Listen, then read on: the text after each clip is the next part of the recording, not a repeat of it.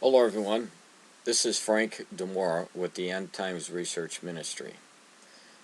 I want to just cover briefly the prophecy that Jesus told us to look for, kingdom against kingdom.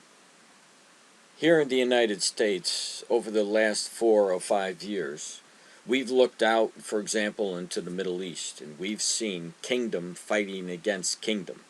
For those of you who don't know what I'm talking about, that would be nations fighting amongst themselves. We saw the Egyptians fighting against themselves to overthrow their government. We saw in the European Union, as chaos was ensuing over their economic policies and their finances. And so people in the European Union were fighting against themselves. We see the same things happening in Africa. And just recently in the last few years, you've watched ISIS move in and people within their own countries fighting against themselves. We saw this, for example, in Syria, where the Syrians were fighting against the Syrians. Now let's take a look at the United States. Whether you know it or not, whether you can see it or not, it's starting to happen in the United States. It's happening in the United States politically first.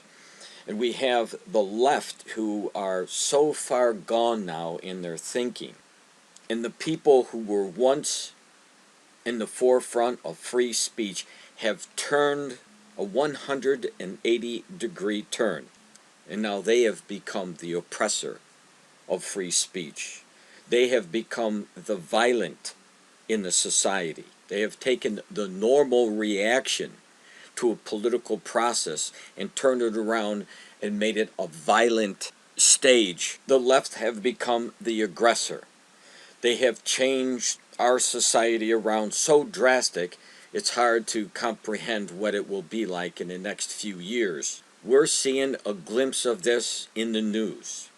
We're seeing a glimpse of this when they don't like the fact that their candidate and the left lost. And so, not allowing time to see how he's going to fulfill his promises, they've taken the road of violence. They're listening to leaders who are pushing them to extreme violence, protests, attacking innocent people who just want to hear somebody speak. The radical leftists have actually tossed out the rule of law. And what they're proposing is lawlessness. And we're seeing it in the news almost on a daily basis for the last 2 weeks with all the riots that are ensuing. For example, Berkeley, California. I'm going to put up 2 videos where the people who are speaking are much more elegant and can convey the thoughts a lot better than I can.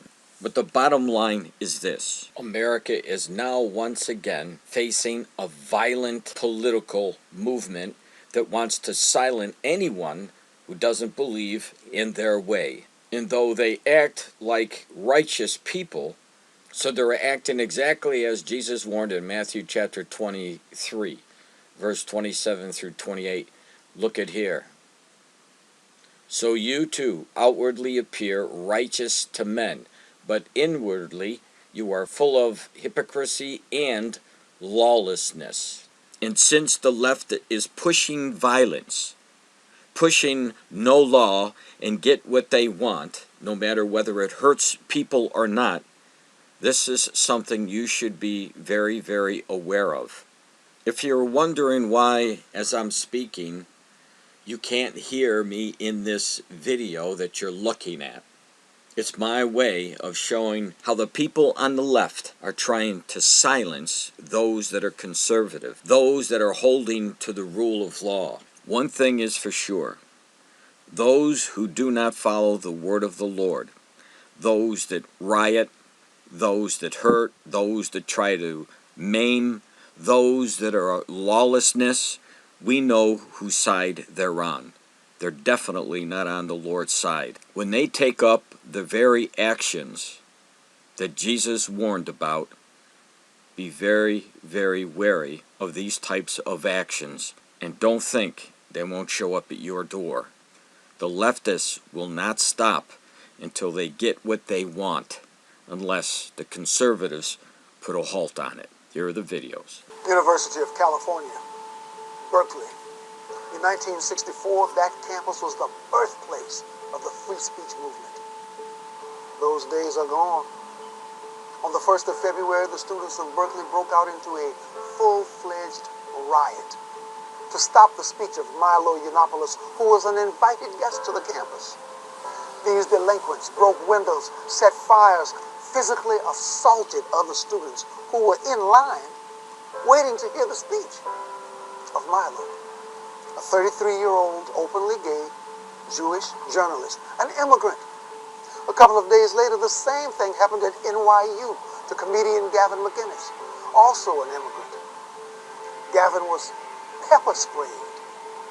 A professor actually demanded that the police act with violence to beat up Mr. McInnes. These protesters have convinced themselves that they are anti-fascist. In fact, the word fascism is being thrown around quite a bit these days. But who is really acting like fascists? Who is silencing political speech, physically attacking those with divergent views, demanding that every American share one single ideology? Was it not Sarah Silverman who suggested the White House be overthrown by a military coup? Remind me, who are the fascists? But sadly, the real truth is that these violent agitators have little idea about why they march. Theirs is a movement with no cause, a temper tantrum with no purpose. They are a generation lost in space, children being led around like cattle by a corrupted media infrastructure, the propaganda arm of the party of disappointment. If I were wrong, would Hillary Clinton really be their standard bearer? These rioters are being manipulated by big government forces who need them to regain political power.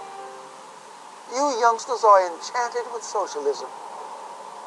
But those ideas are nothing new. History has tested them time and time again, all with the same result. Lenin, Mao, Che Guevara, history's greatest failures. And each of these dictatorships began with young, naive people marching in the streets. There is, however, a revolution happening right now in Europe and America. Citizens are tired of their freedoms being trodden upon by a big central government, or the European Union, or the United Nations. People are tired of open borders, tired of being entangled with other nations with trade deals and alliances that are unequal. They are tired of their own wealth being seized by governments who use it to buy votes or influence. People are crying out for personal freedom, for the individual to be sovereign, for liberty, for men and women to choose their own destiny. And if you had stayed to listen to Milo or Gavin, you may have heard this powerful message. You may even have agreed with some of it, but you were too busy acting like fascists. This is a message to you, the neoliberals, the SJWs, the blue pills, the Antifa, whatever you want to call yourselves. This is why you lost part 2. You lost because you told the poor, white, working families in rural Pennsylvania, Wisconsin, and Michigan that despite losing their jobs, despite their factories closing down and their communities emptying out, that they were the privileged ones because of their skin color, that they benefit from white privilege. You guys are the privileged ones. You guys are so fucking out of touch. You're sitting in your big comfy chairs, in your large office spaces up in the ivory towers of university sociology departments.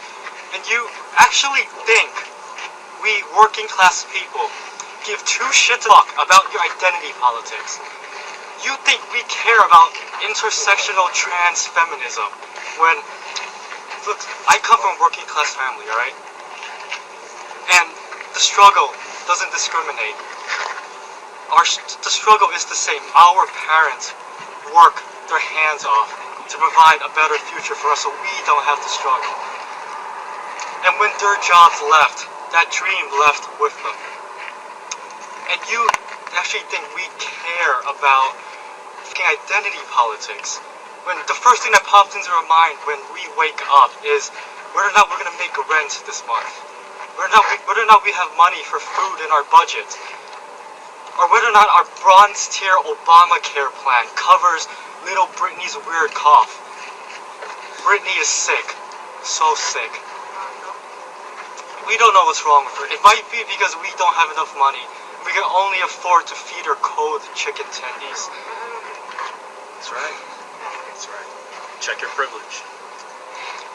And yet you guys are the real racist ones, but you've redefined the word racism to mean power, privilege, and prejudice.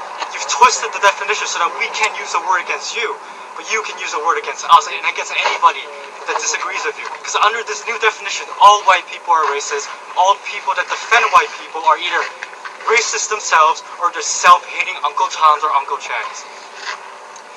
You've called people that disagree with you racist, sexist Nazis. You don't listen to us when we try to tell you why we believe what we believe. You've demonized us and dehumanized us. So that in your mind it's okay